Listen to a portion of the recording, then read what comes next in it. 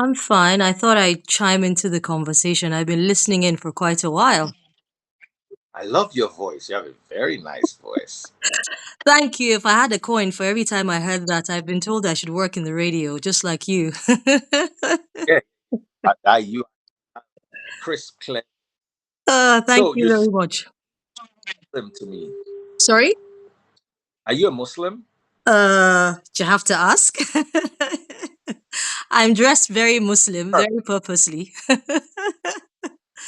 I'm So what are your thoughts on this conversation? well, first off, I wanted to commend, like I said, I've been listening for quite a while, and I wanted to commend your level of knowledge about Islam and a lot of the things that you said. So I happen to have seen a video on TikTok, a very old video that you did, talking about insights about the Quran and things that you really agreed with. It's a very old video. I wish I could pull it up, but it's not here because I remember I saved it.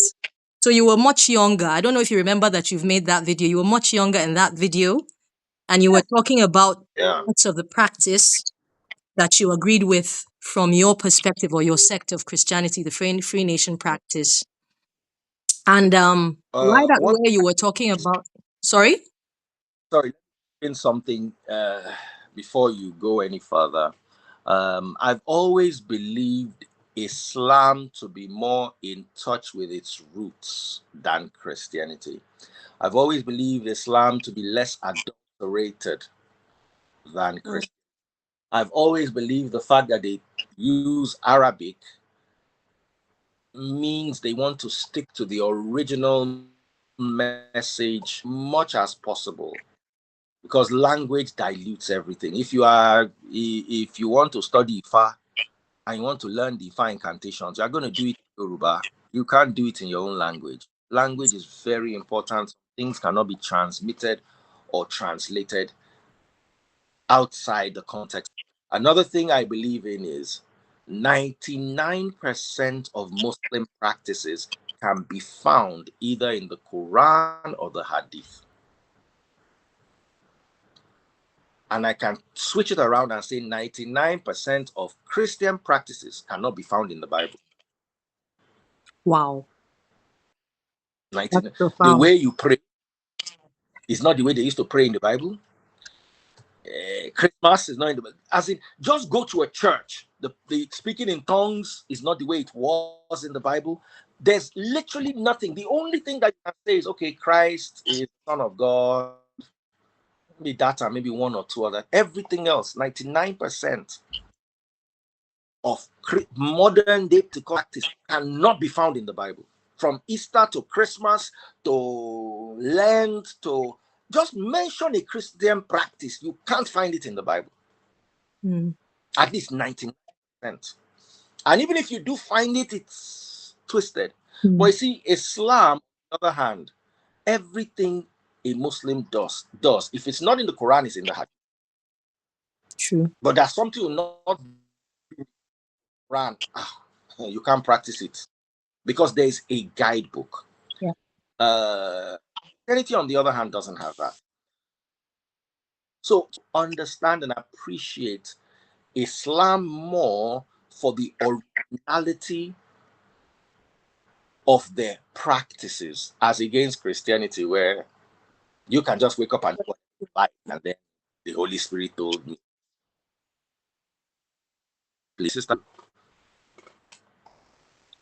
So let me share a bit of perspectives as to whether one should actually consider allowing their daughter to marry a Muslim man or not. Am I audible? Are you able to hear me? Wow, the network is bad, yeah? Can you hear me? No, we can hear you. We can hear Okay. you. Because the thing started spinning, so I thought I went off. So these are Mm. facts that, so for instance, I'm going to say a few things that you probably know already, Daddy Freeze, because I can see you're well seasoned with regards to Islam.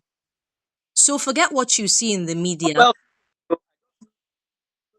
so Yeah, but forget what you see in the so we're told a lot, or we're made to believe a lot of times that the typical Muslim woman is caged and she's enslaved and she's very oppressed because she has to wear a hijab and she's covered. Islam is one of the first, and I think the only religion that gives cognizance to female inheritance when her husband dies, for instance. So I'm a mixed breed. My mother is an Urobo woman. My father is Hausa. So I come from both cultures. I come from the south and I come from the north. So where my mom is from, for instance, if she was married a Christian Urobo man and her husband dies, that's too bad. If she has sons, okay, maybe if she has older sons, they can fight for her. And if not, oh well. So I'm saying this because it's leading to something. If people knew how Please. many rights a typical Muslim woman actually has, they would actually, and if you could find a man who's properly practicing, it's actually something you'd be very happy to allow your child to do if you're sure that the man is going to practice. There are lots and lots of things. So, like I said, we're told a lot of crazy things. A Muslim woman is the one that controls the wealth of the family in most times if she's married to a Muslim man who is practicing. Even in divorce, we have laws that still protect the woman. So if a Muslim man divorces a woman, for instance, and she has children for him, she Islamically has custody of the children and he has to provide accommodation for those children that she has to live with them in. I don't know how many other religions have that, but Islam has that for women. So these are facts that if people knew, they would rethink their thoughts about how oppressed Muslim women are and how demonized it out of an idea it is for a woman who's not Muslim to marry a Muslim man. These are raw facts that probably nobody would tell you, and probably not a lot